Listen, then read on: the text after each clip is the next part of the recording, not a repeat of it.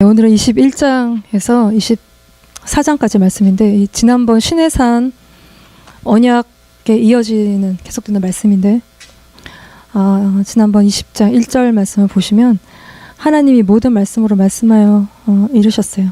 이 모든 말씀이 뭐냐 하면 10계명 10가지 언약의 말씀들이에요. 그래서 출애굽기 34장 28절을 보시면 모세가 여호와와 함께 40일 40야를 거기 있으면서 떡도 먹지 아니하였고 물도 마시지 아니하였으며 여호와께서는 언약의 말씀 곧 10계명을 그 판에 기록했다고 하셨어요.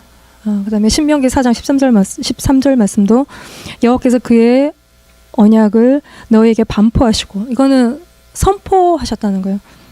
그러니까 시내산에서 그 산 밑에 있었던 이스라엘 백성들을 향해서 하나님이 하늘로부터 울려 퍼지는 그 돌판으로 새겨진 그 말씀을 받기 이전에 이미 하나님께서 이스라엘 백성들, 모여있는 이스라엘 백성들을 향해서 하나님이 시내산에 울려 퍼지는 말씀으로 이 언약의 말씀을 하셨어요. 그리고 너에게 이거를 지키라고 명령하셨는데, 이게 뭐라고요? 10계명 말씀이라는 것이에요. 이게 이제 20장에 기록되어 있는 10계명 말씀이에요. 이 10계명은 언약의 말씀이에요. 약속의 말씀이에요. 왜냐하면 지난번 19장 5절 말씀에 너희가 내 말을 잘 듣고 내 언약을 지키면 너희는 모든 민족 중에서 내 소유 제사장 나라 거룩한 백성이 된다는 거예요. 그래서 이 언약의 말씀, 카바나트, 이 약속의 말씀을 안 지키면 어떻게 된다는 거예요? 하나님과 관계가 계속돼요? 계속되지 않아요? 계속되지 않는다는 것이에요. 왜냐하면 10계명의 내용이 무엇입니까? 가장 먼저 하나님이 어떤 분이셨냐 하면 우리에게 나는 너를 애굽 땅 종되었던 집에서 인도하여 낸데 하나님 여호와라는 거예요. 우리의 하나님이시라는 거예요. 그래서 우리가 지켜야 되는 첫 계명이 무엇입니까? 하나님 외에 다른 신을 두지 않는 것이에요. 하나님 말고 다른 우상을 우리가 사랑하고 좋아하고 섬기고 하나님보다 앞서 두지 않고 그래야 된다는 것입니다. 그렇게 안 하면 이 관계가, 하나님과 우리의 관계가 깨진다는 것이에요. 그건 당연하죠. 우리가 두 남녀가 결혼했어요. 우리가 결혼식장에 검은 머리가 파뿌리가 될 때까지 내가 너를 영원히 사랑하겠다고, 그리고 눈이 오나 비가 오나 함께 하겠다고 약속하죠. 근데 돌아서서 남자가 와이프 아닌 다른 여자와 관계한다면 그 관계는 더 이상 검은 머리 파뿌리가 될 것도 없고 비가 오나 눈이 올 것도 없이 그 관계는 깨진 관계. 무늬만 부부지 실제로는 그들은 부부가 아닌 것이 더 이상 관계 가운데 있지 않아요. 그들은 더 이상 부부라는 이름하에 누릴 수 있는 풍성한 그 관계의 풍성함을 더 이상 누릴 수가 없다는 것이에요. 그래서 하나님은 우리가 하나님을 사랑하고 그 계명을 지키면 천대까지 은혜를 베푸시겠다고 하셨어요. 천대라는 건 영원하다는 것이에요. 영원은 하나님께 속한 개념이에요. 그 영원하신 하나님은 우리에게 은혜를 베푸실 때 영원히 은혜를 베푸신다는 것이에요. 그래서 하나님의 뜻대로 사는 하나님의 자녀들은 절대로 망하거나 빌어먹거나 그러지 않는, 인생의 막다른 골목에서 하나님을 만나는, 이렇게 정말 이해가 되지 않는 하나님의 은혜가 있는, 그렇다고 우리가 애들 방치해도 하나님의 은혜가 있을 거니까 걱정 안 해도 된다는 얘기 아니라, 말씀을 가리키면 그 말씀이 분명히 하나님의 때에 역사하는 일들이, 그게 이제 은혜인 것입니다. 하나님께 돌아오는 일들이 있다는 것이. 그래서 신명기 7장 9절 말씀에 그런즉 너는 알라 오직 내 하나님 여호와는 하나님이시오 신실하신 하나님이시라. 그를 사랑하고 그의 계명을 지키는 자에게 천대까지 그의 언약을 이행하시고 인애를 베푸시고, 이 인애를 베푸시는, 이 인애라는 것은 긍휼한 하나님의 사랑이에요. 죽을 수밖에 없는 죄인들에게 베푸시는 구원의 은혜인 것입니다. 주님을 경험하는 은혜이고, 인생의 정말 끝에서 주님을 만나는 경험이 이 우리에게 베푸시는 긍휼한, 되게 자비로우신, 어쩔 수 없는 인간을 향한 하나님의 사랑인 것이에요. 근데 이 하나님의 은혜가 이 땅을 살아가는 우리들에게도 그 축복으로 오는, 이 현 세상을 살아갈 때도 이게 축복으로 온다는 거예요. 공급하시고 보호하시고 인도하시는 하나님의 은혜가 동일하게 있어요. 그래서 신명기 7장 13절 말씀 한번 읽어봅시다. 시작.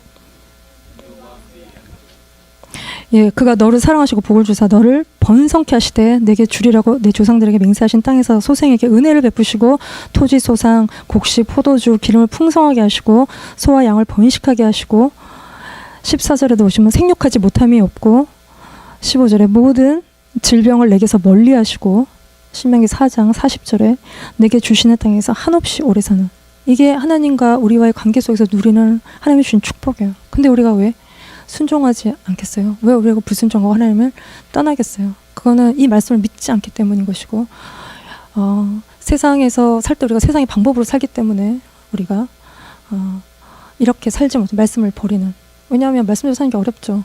안식일을 지켜야 되는데 안식일 날 나가서 일을 해야 되고, 이런 모든 복잡한 상황 속에서 하나님 말씀을 사는 게 너무 어렵죠. 그래서 말씀을 버리는데, 우리가 말씀을 붙들 때 하나님이 놀라운 풍성한 은혜를 채우신다는 것이. 그래서 그 10가지 지켜야 되는, 우리가 이렇게 날마다 읽는 10가지 말씀의 첫 번째에서 네 번째까지는 하나님과 관계예요. 그리고 5번째에서 10번째까지는 이웃들과의 관계예요. 하나님은 이거를 되게 중요하게 여기시는, 왜냐하면 하나님이 만드신 생명을 하나님이 귀하게 여기시고, 우리가 형제를 사랑함이 없이 하나님을 사랑할 수가 없어요. 그렇기 때문에 예수님도 똑같은 말씀을 하시는데, 내 마음을 다하고 목숨을 다하고 뜻을 다하여 주 너의 하나님을 사랑하라. 이게 가장 크고 첫째 되는 계명이라는 것입니다. 둘째도 그와 같대요. 둘째가 뭐와 같습니까? 첫째 계명과 같다고요. 똑같이 둘째 계명도 첫째 계명과 똑같다는 것입니다. 내 이웃을 내 자신과 같이 사랑하라 하셨어요. 이 두 계명이, 하나님을 사랑하고 이웃을 사랑하는 이 두 계명이 율법과 선지자의 강령이라는 거예요. 이 두 개가 율법과 선지자에게 기본 베이스인 거예요. 여기에 다 달려 있는 것이죠. 그러니까 예수님의 말씀이 십계명의 말씀인 것이고, 구약의 온 말씀이라는 것이죠. 그래서 오늘 본문을 좀 보시면 같이 읽어봅시다. 21장 1절. 예, 내가 백성 앞에 세울 법규는 이러하다는 것이에요. 이 법규, 주아지만트. 영어는 그렇게 기록이 돼요. 이게 미시판 히브리어로. 이거는 백성 앞에 세우는, 두시는, 셋하시는, 그 정하여 확립하여 두시는 법규. 법규는 심판, 재판, 공정, 법령 뭐 이런 뜻이에요. 이 법규들은 재판장이 이것으로 재판하는 것이에요. 그리고 백성들의 실제 삶을 다스리는 법이에요. 10가지 십계명 언약의 말씀을 되게 구체적으로 디테일하게 적용한 것이 이 법규들인 것이에요. 그래서 십계명 언약의 말씀에 속한 말씀들인데, 이거는 시대와 상황이 달라져도 이 원리를 우리가 지키고 사는 삶을 살아야 되는 것이에요. 근데 25장 이후에 성막과 관련돼서는 이거는 이미 다 예수 그리스도를 통해서 성취가 됐어요. 우리가 성막을 통해서 예수님을 이렇게 보는 것이에요. 그래서 21장, 22, 23장 이 법규들, 그리고 24장에 이걸 가지고 하나님이 시내산에서 이스라엘 백성과 언약을 체결하시는 것이. 그래서 이 법규 가운데 살 때 하나님의 거룩한 백성이 되고 정결한 신부로 세워져 가는 것이. 요거는 공동체를 향해 주신 것이에요. 개개인을 향한, 넘어서서 공동체를 향한, 이웃을 사랑하고 하나님의 그 정말 통치하심을 받는 그 삶이. 우리 혼자 살면 뭐 그렇게 법이 필요 없습니다. 내가 법이에요. 그러니까 내가 뭐 원하는 대로 살면 돼요. 근데 우리가 함께 살면서 하나님의 공의, 하나님의 성품, 하나님의 공정하심, 하나님의 우리를 보호하시고 지키시고 사랑하시는 그 거룩한 것들을 드러내는 것이 이 법들인 것입니다. 그래서 21장에는요, 종에 대한, 뭐 폭행에 대한, 거기에 대한 보상에 대한, 22장은 뭐 재물에 뭐 이렇게 손해를 입혔을 때 보상하는, 그리고 23장에는 공평과 뇌물을 뭐 받지 말고 안식일, 안식년, 뭐 절기에 관한 법들. 그래서 하나님의 의, 공의, 공정, 공평, 그리고 고아와 과부와 나그네를 돌보는, 그리고 당시에 가장 그 정말 사람 취급 못 받던 노예들을 어떻게 하나님이 우리가 대해야 되는지에 대한 그 법들을 하나님의 의와 사랑의 법으로 다스리는 하나님의 나라의 모습을 이 가운데 보여주고 계신 것입니다. 그래서 가장 먼저 21장 1절 말씀에, 또 2절 말씀에 종에 대한 규례가 나와요. 종에 대한 이야기를 가장 먼저 그 법 가운데 하고 계신데, 왜냐하면 이스라엘 백성들이 바로의 종되었기 때문에 그래요. 그래서 21장 2절 말씀을 한번 읽어볼까요? 시작. 예, 네가 히브리 종. 이거 히브리 종이라는 것은 같은 동족이에요. 이스라엘 사회 안에서 같은 동족. 이스라엘 사람은 이스라엘 사람이 종 삼는 히브리 종을 삼면 6년 섬기게 하고 7년째 풀어주라는 거예요. 이게 이제 빚과 가난 때문에 이스라엘 안에서 서로 이렇게 사고 파는 일들이, 스스로 사고 팔아 먹고 사는 일들이 이제 있었다는 것이에요. 근데 하나님은 근본적으로 이스라엘 백성들 안에 서로가 서로를 종 삼는 걸 원하지 않으세요. 왜냐하면 하나님은 애굽에서 그들 종살이하던 그들을 끄집어내셨고 더 이상 누구의 종도 아닌 하나님께 복종된 자로 살게 하셨기 때문에 그들이 서로가 서로 안에서 압제하고 착취하고 괴롭히고 이러면서 사는 구조를 하나님 원하시지 않아요. 그래서 이건 하나님 원하시는 것이 아닌데, 그래서 레위기 25장 44절을 보시면 내 종은 남녀를 막론하고 내 사방 이방인들 중에서 취하는 거예요. 그 남녀 종은 이런 데서 사오라고 하신 것이에요. 근데 이제 이게 참 오해가 많은 말씀이죠. 그러면 하나님은 이방인은 사도 돼? 그러니까 노예제를 허락하시나? 뭐 이렇게 부추기는 이야기를 우리가 이해하기 때문에 이게 이제 오해가 많은. 근데 이제 인류 역사를 보면 항상 신분사였죠. 귀하신 분 계시고 천한, 그리고 뭐 이렇게 흑인들 잡아서 노예 삼고 전쟁 포로들 노예가 되고, 조선 시대도 굉장히 신분사회. 태어날 때부터 금수저 물고 태어나는 양반이 있고, 태어났더니 노예인, 그리고 이렇게 대를 이어가는, 이게 되게 비참한, 이 굴레를 벗어날 수 없는, 그래서 벗어나려면 반란을 일으켜야 되는 이런 이렇게 노예제. 그러니까 이게 노예들이 일을 하니까 위에 계신 분들이 다 먹고 살고 사회가 이제 굴러가는 그런 것들 속에 벗어날 수가 이제 없는. 근데 이제 거의 지금은 다 뭐 폐지가 됐고, 뭐 미국도 1800년 만대 다 이렇게 폐지가 되고, 그래도 뭐 여전히 우리가 사는 세상에서는 제 차별이 있고 뭐 공정하진 않아요. 다 정말 신종 노예들이 다 존재하고 이런 삶 속에서 우리가 살아가고 있는. 근데 이 고대 사회에서 노예라는 것은요, 정말 사람이 아니에요. 소보다 개나 돼지나 소는 귀해요. 재산이기 때문에 굉장히 귀해요. 그러니까 주인이 함부로 해도 그만인 존재들로 노예들이 그 당시에 살아가고 있어요. 그래서 이방인 노예를 이스라엘 백성들이 취할 때, 근데 히브리인들을 종으로 취했을 때 대우가 좀 달라요. 히브리인들은 6년 섬기고 풀어주지만 이방 노예들은 그들은 그냥 주인의 평생 노예들인 것입니다. 그러나 그들이 사실은 이스라엘 주변의 그 고대 국가 속에서 그들이 어차피 종인데 이방인의 종들로 살면 주인이 때려 죽여도 되고 뭐 이렇게 해도 되고 상관이 없어요. 그러나 이들이 이스라엘 사회 속으로 종으로 들어올 때 그들이 하나님의 법의 보호를 받는 것입니다. 그래서 주인이 함부로 그 이방인 종을 죽여서도 안 되고, 하나님 그 공동체에서 처벌을 받는, 그리고 그들이 할례를 받으면 유월절 고기도 먹을 수 있고 안식일을 지키고 쉴 수도 있고. 그래서 사실은 그들이 어차피 노예로 사는데 주변 국가들에서 이스라엘 공동체에 들어올 때 그들이 이스라엘과 함께 복을 누리게 되는 것이. 근데 히브리인들이 종이 되는 경우가 왜 그러냐면, 너와 함께 있는 내 형제가 가난하게 돼서 내게 몸이 팔리거든 너는 그를 종으로 부리지 말라는 것이. 그러니까 여러 가지 이유로 가난해져서 살 수가 없어요. 그래서 스스로 자기를 노예로 팔아야 먹고 살 수가 있어요. 죽을 수는 없죠. 그래서 먹고 살기 위해 자기를 종으로 팔고 자기 자식을 종으로 팔아서 살아요. 이게 나빠요? 이게 나쁘지 않죠. 살 수 있는 방법이에요. 그런데 그 히브리 종을 6년을 섬기면 7년째는 풀어주라는 것이죠. 영원히 형제를 종 삼지 말라는 거예요. 그리고 이 종을 막대하지 말고 품꾼이나 동거인처럼 여기라는 것입니다. 그래서 아브라함의 신실한 종 엘리에셀처럼 이렇게 대우해주는, 이게 주인과 종의 새로운 관계를 보여요. 주인은 종을 사랑하고 종은 주인을 신뢰하고 섬기는, 이게 새로운 주인과 종의 관계를 보여주시는, 이게 하나님 나라의 모습이죠. 하나님은 정의로우세요. 그렇다고 해서 하나님이 노예제가 있고 뭐 이런 사회의 구조적인 것들을 다 전능하신 손으로 기적을 일으키셔서 뜯어 고치셔서 노예들을 다 자유롭게 하시고 그런 능력이 있으시지만 그렇게 하시지는 않아요. 예수님을 따르던 사람들의 기대가 있어요. 정치적으로 해방해 주기를, 자기들을 억압에서 자유케 해 주기를 바란 그들의 기대를 다 예수님은 이렇게 저버리시고 모든 정치적인 어떤 반대 세력들을 뒤로하고 십자가에 죽으시잖아요. 그거를 우리가 예수님을 받아들이고 믿을 때 우리 안에 중심에 변화가 일어나고, 그 변화된 사람들이 우리의 그 공의롭게 정의롭게 하나님의 법대로 따라 사는 삶을 통해서 주변의 세상을 바꿔가는 거예요.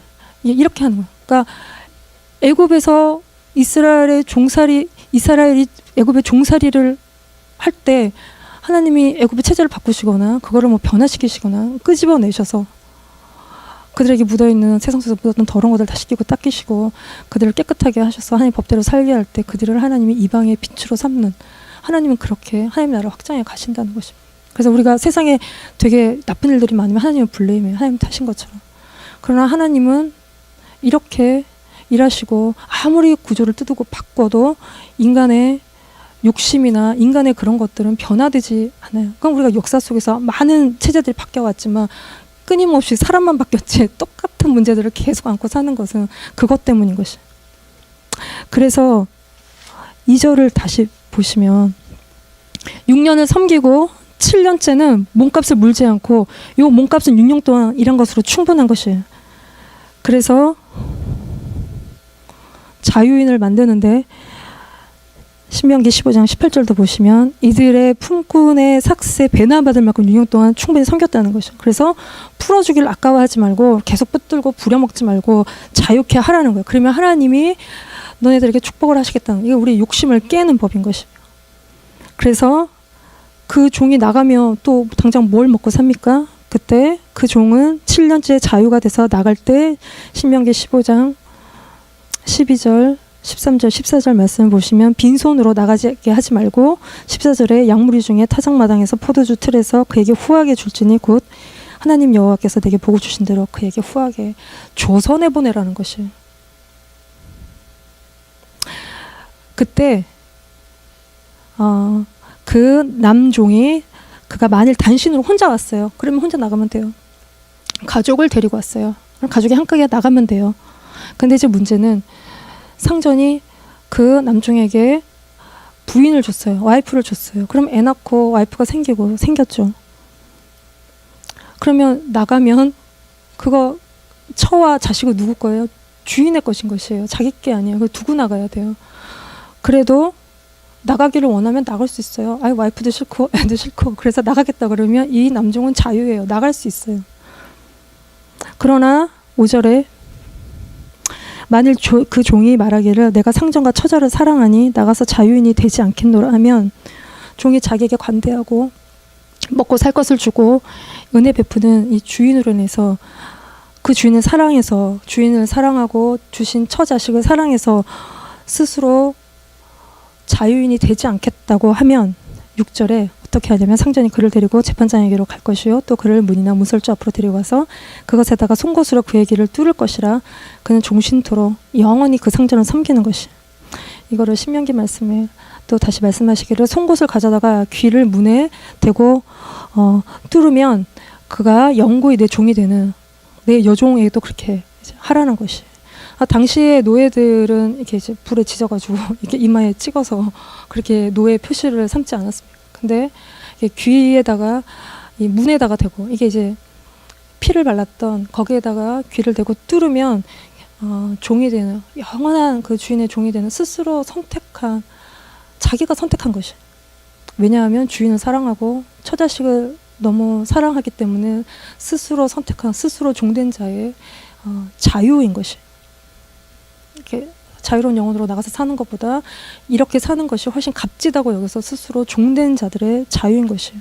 그러니까 우리가 생각하는 자유는 한마디로 생 자유죠. 좀 이기적이에요. 그래서 결혼하는 걸 두려워해요. 그리고 인생의 무덤이라고 생각해요. 남자들은. 근데 섬기고 사랑하는 것으로 매일 때 내 이기심으로부터 자유로워지는 참 자유. 우리가 주님께 은혜를 받았기 때문에 주님을 섬기고 주님이 주신 처자식 그리고 많은 관계들 그 관계 가운데 매일 때 크게 이제 부자양과 같지만 그게 참 자유인 것. 그럴 때 우리가 영원히 주님의 집에 거하게 되는 은혜가 있다는 것입니다. 그래서 이 말씀을 너무나 잘 설명해주는 한마디가 있어요. 한번 읽어봅시다. 예, 형제들아 너희가 자유를 위하여 부르심을 입었으나 그러나 그 자유로 육체의 기회를 삼지 말고 오직 사랑으로 서로 종노릇하라는 말씀이에요. 이게 이제 남종인데 여종에 대해서는 사람이 자기 딸을 여종으로 팔았으면 그는 남종과 같이 나오지 못해. 왜냐하면 이거는 그냥 몸종으로 준 게 아니라 첩인 아내로 준 것이에요. 그래서 그 여종이 마음에 들지 않는다고 이게 외국인에게 팔지 못하는. 그러면 그 여자는 그 외국인들의 삶에 다른 법을 받고 따라 살면서 이렇게 보호가 되지 않는. 그래서 팔지 못하게 하시는. 그리고 10절에도 상전이 다른 여자를 얻어도 장가 들어도 여자의 음식과 의복과 동침하는 걸 끊지 않게 하시는. 그리고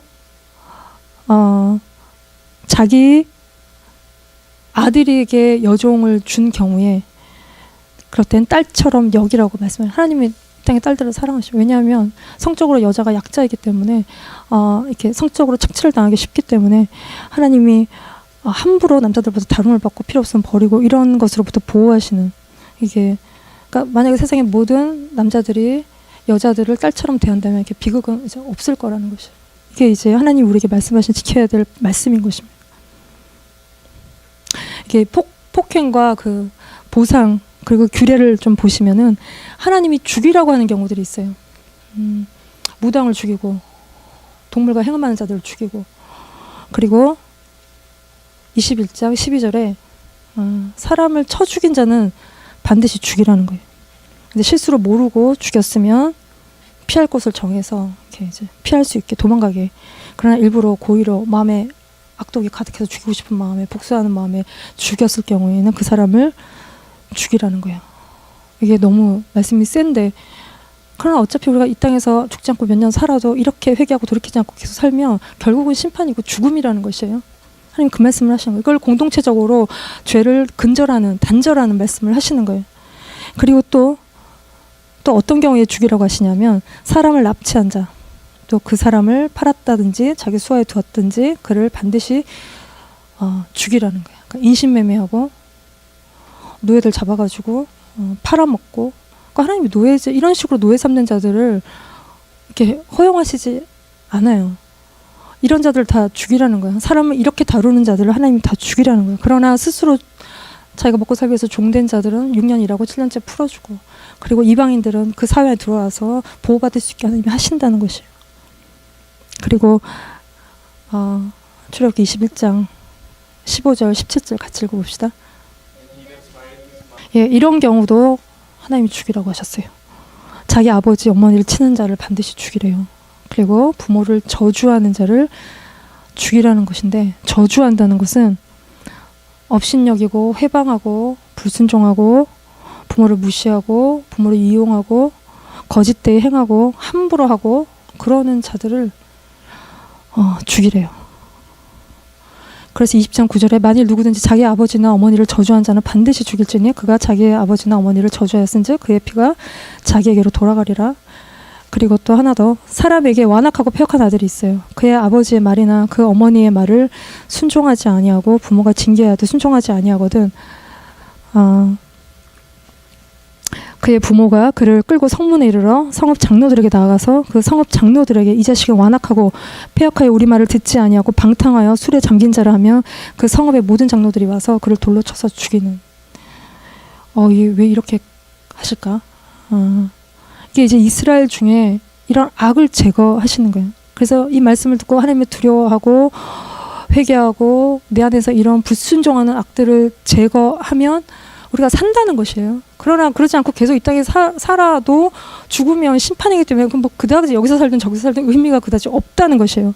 이게 이제 십계명의 5번째 말씀에 속한 말씀이에요. 그러니까 보이지 않는 하나님께 순종하는 것은 보이는 부모에게 순종하는 것이에요. 우리가 종교적인 열심을 가지고 아무리 교회 생활을 열심히 해도 집에 가서 부모에 대해서 저주하는 생각을 갖고 있다면 사실은 하나님께 순종하는 삶이 아니라고 얘기하시는 것이에요. 이게 이제 우리가 경험하는 인간관계의 첫 관계가 부모와의 관계인 것입니다.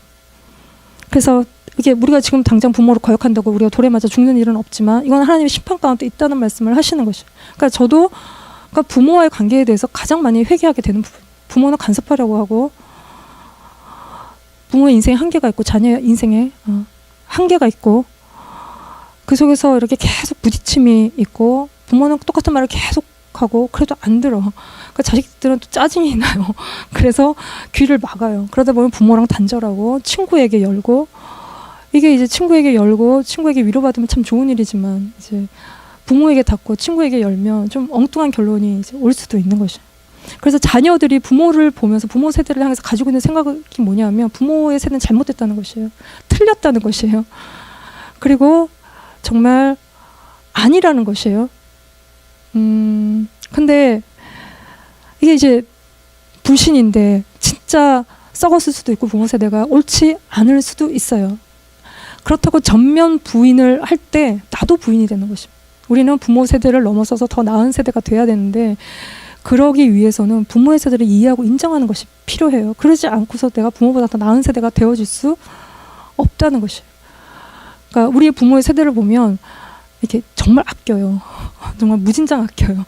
저희 아버지와 어머니도 너무너무 많이 아끼세요. 이게 알뜰함의 진수를 보여주는 너무너무 아끼시는데 그러나 또 돈을 다 모아서 또 다 헌금을 하세요. 근데 이제 그분들의 세대의 삶을 보면 전쟁을 겪으셨고 정말 배고픈 게 뭔지를 실감하는 우리는 배고픈 게 뭔지 모르잖아요. 배고프기 전에 밥을 많이 먹잖아요. 그래서 절대 배고픈 적이 없어요.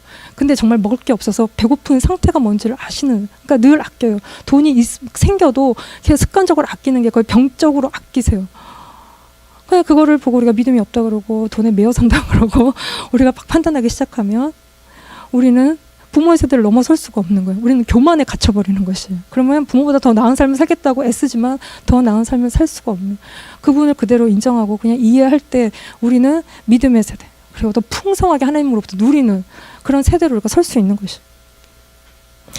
그래서 이렇게 제가 인생에 되게 어려울 때가 있었어요. 이렇게 속이 복잡하고 끓고 이게 안에서 막 끓고 있는데 막 정리가 안 되고 정리의 능력도 이제 없을 때, 그때 이게 짜증이 얼굴에서 줄줄 이렇게 흘러내릴 때 그걸 이렇게 옆에서 보는 제 어머니는 평안하지 않으셨어요. 그래서 자꾸 이렇게 찔러보고, 말을 안 하니까 이렇게 찔러보고 저렇게 찔러보고, 그러다 보면 이렇게 빡 부딪히게 되다가 우리 부모들이 그렇게 얘기하죠. 네가 그러니까 그렇지, 이런 얘기들을 우리가 잘하지 않습니까? 그러면 이렇게 안에서 끓고 있던 냄비가 이렇게 열리고 이렇게 폭발이 이제 올라오는.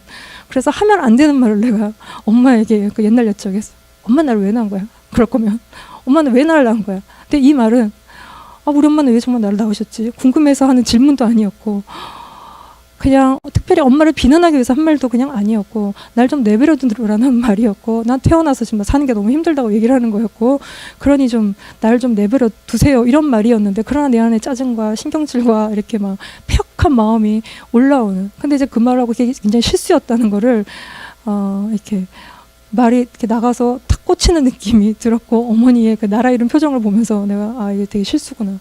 내가 이제 자녀를 키우면서 이거는 참 자녀가 부모에게 하면 안 되는 넘버원 말이 이제 나를 왜 낳았어, 이런 말이에요. 왜냐하면 낳느라 네가 지금 힘든 것보다 몇 배는 더 힘들게 너를 낳고 키우느라 우울증 걸리고 희생하고 그렇게 키웠는데 나를 왜 낳았냐고 물을 때 이게 부모 인생이 허무해진다는 거죠. 이게 할 말이 그냥 이제 아닌 것이에요. 그래서 이게 이제 우리가 이런 오해, 불신 이런 걸 뛰어넘어서, 그래서 부모는 또 자녀에게 자꾸 신경 건드리는, 약점을 잡아서 자꾸 얘기하는 그런 것들을 그만둬야 되고, 자녀들은 순종해야 돼요. 내 안에 순종하기 싫은 마음들을 제거하고, 또 이렇게 반대로 하는 마음들을 이렇게 제거하고, 웬만하면 부모가 원하면 하세요. 그게 큰일 날 일이 아니면 이래도 그만이고 저래도 그만인 것에 목숨 걸고 부모랑 다른 의견을 내기지 마시고 따라 이제 가는 거예요. 이게 오래 살지 않고 부모가, 그러니까 저도 이제 어머니가 자꾸 늙어 가시고 이게 중력을 많이 받으셔서 키도 쪼그라드시고 이렇게 얼굴도 흘러내리시고, 그냥 잘해드리는 게 그게 효도인 거예요. 그냥 웬만하면 그렇게 하는 게 그냥 이렇게 효도인. 근데 이제 요즘 우리는 자녀들이 부모에게 명령하지 않습니까? 엄마 이거 해, 엄마 저거 해. 우리가 그런 세대 속에 살고, 거꾸로 된 세대 속에 살고 있어요. 근데 하나님은 우리에게 부모에게 순종하라고 말씀하시는 거예요. 그러지 않을 때 이거는 심판을 말씀하고 계신 것이에요.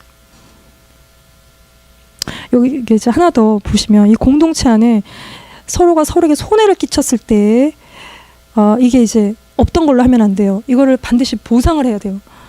어떻게 보상하라냐면 이렇게 보상하라는 것이야. 출애굽기 20장 25절 어떻게 한번 읽어봅시다. 진짜. 예, 눈에는 눈, 이에는 이, 손은 손, 발, 된 건 된 것으로, 상한 건 상한 것으로. 이것도 오해가 많아요. 예수님은 오른밤 치면 왼밤도 돌려대라고 하셨는데 이게 이제 웬 말이냐? 이게 복수해도 된다는 말이냐? 이게 이제 그렇게 해석이 되는 것은 우리가 복수하고 싶은 마음이 많아서, 우리가 누가 우리에게 데미지를 이제 입으면 우리는 어떻게 해요? 지옥 끝까지 쫓아가고 어떻게든 내가 받은 거에 몇 배는 돌려주고 그런 우리의 뒤끝이 많은 우리의 이제 마음에 복수하고 싶은 마음 때문에 그런 건데, 이거는 공평하게 보상하라는 것이에요. 이에는 이만 보상하라는 것이에요. 근데 이거는 개개인이 또 그렇게 하라는 건 아니에요. 이거는 재판장이 이걸 가지고 재판할 때 이렇게 하라는 것이에요. 그래서 재판장이 막 데미지를 입은 사람한테 야, 너 용서해야 된다, 그렇게 얘기하면 이거 되게 주관적인 것이에요. 재판장은 이에는 이, 눈은 눈으로 공정하게 판결해야 돼요. 부모가 자식 두 애들이 막 치고받고 싸워요. 근데 맨날 얻어받는 애한테 가갖고 너 용서해, 네가 잘못이야, 네가 이렇게 하니까 얻어맞지, 이렇게 얘기하면 이 자녀는 부모에 대한 불신의 상태가 되는 것이죠. 부모는 공정해, 시시비비를 가려줘야 되는 것이고, 형제끼리는 서로 용서해야 되는 것이에요. 그래서 개개인은 용서하고 사랑하는 것이 맞아요. 그래서 구약은 이에는 이, 신약은 용서가 아니에요. 공동체 사회적으로는 이에는 이, 눈은 눈, 공이에요. 그러나 개인은 용서하는 것이에요. 하나님은 우리를 이에는 이 눈에는 눈 정확하게 우리를 심판하신다는 것이 그걸 기억하라는 것이. 그래서 우리 개개인은 어떻게 해야 되냐면 원수를 갚지 말고 동포를 원망하지 말고 이웃 사랑하기를 자신과 같이 하고 또 출애굽기 23장 4절에서도 내가 만일 내 원수의 길 잃은 소나 나귀를 보거든 반드시 그 사람에게 돌리고 5절에 내가 만일 너를 미워하는 자의 나귀가 짐을 싣고 엎드러짐을 보거든 그것을 벌어두지 말고 그것을 도와 그 짐을 부리라는 것이고 잠언서 24장 17, 18절 말씀에도 내 원수가 넘어질 때 즐거워하지 아니하고 그가 엎드러질 때 마음에 기뻐하지 말라 여호와께서 이거를 보신다는 거예요. 그래서 기뻐하지 아니하시고 그의 진노로 그에게서 옮기실까 두렵다는 거예요. 우리 안에 이게 고소해 하는 마음, 원수가 아프고 사업이 망할 때 우리 물개박수 치고 좋아하는 우리 안에 이거는 왜 그래요? 복수하는 마음이 있어서 그래요. 걔네들이 망하기를 바라는 마음이 있어서 심하게 좋아하는 것이. 근데 하나님이 이에는 이 눈으로 판결하시고 지금도 하나님이 그 상황들을 처리하고 계시다는 거기에 우리가 복수하는 마음 가득해서 박수치고 좋아하는 것으로 그 진노가 우리에게 오지 않도록 우리가 깨어 있어야 되는 것이고 그 주님을 우리가 소유하기 때문에 그 여유 있는 삶을 우리가 사는 게 필요해요. 이렇게 살 때 우리가 거룩한 신의 성품에 참여한 삶을 산다는 것이. 그래서 24장 말씀을 이제 보시면 모세가 와서 여호와의 모든 말씀과 그의 모든 율례를 백성에게 전했어요. 이 모든 것들을 다 전했어요. 그들이 한 소리로 응답하여 이르기를 여호와께서 말씀하신 모든 것을 우리가 준행하겠다는 것이에요. 이 모든 말씀을 다 듣고 이스라엘 백성들이 우리가 그렇게 하겠다라고 고백하는 것이. 그럴 때 언약이 하나님과 우리 사이에 언약이 세워지는 것이. 근데 이 언약은요 그냥 세운 게 아니라 피로 세운 언약이에요. 번제와 화목제를 드리죠. 그리고 모세가 피를 가지고 잡은 동물의 피를 가지고 반은 양푼에 담아서 반은 제단에 뿌리고 반은 그 피를 가지고 백성에게 뿌리는 너희와 세우신 언약의 피라는 것이에요. 예수님도 자기 몸으로 피로 세우신 언약. 그래서 예수님은 새로운 백성이 태어나는 그 피로 세운 언약이에요. 이거는 깨면 죽는다는 이야기예요. 그래서 금송아지를 만들고 그 난리가 났을 때 받은 언약의 돌판이 깨어지는, 이 관계가 깨어지는 것입니다. 그러나 이 말씀에 순종하기를 결단할 때 그들이 부분적이지만 하나님을 경험해요. 모세와 아론과 나답과 아비후와 이스라엘 장로 70인이 올라가서 이스라엘의 하나님을 보니 그의 발 아래 청옥을 편듯하고 하늘같이 청명한. 하나님이 이스라엘 자손들의 존귀한 자들에게 손을 대지 아니하셨어요. 하나님을 봤는데 하나님이 그들에게 손을 대지 않으셨어요. 그들은 하나님을 뵙고 마셨다는 것이에요. 이 청옥은 이게 남보석인데 새 예루살렘 성곽의 12기초석 중에 두 번째 남보석, 하늘의 임재와 하늘의 푸르름과 하나님이 함께 하시는 걸 상징하는 그 하나님이 계신, 하나님을 보는 그 경험을 하는 것은, 우리가 주님께 더 가까이 나가는 것은 주님의 말씀에 순종하기로 결단하고 그 말씀에 준행하기로 하나님을 이렇게 따를 때 우리가 더 그 안에 하나님의 나라가 이루어지고 우리가 하나님을 더 강하게 경험하는 일들이 있는 줄 믿습니다. 아멘.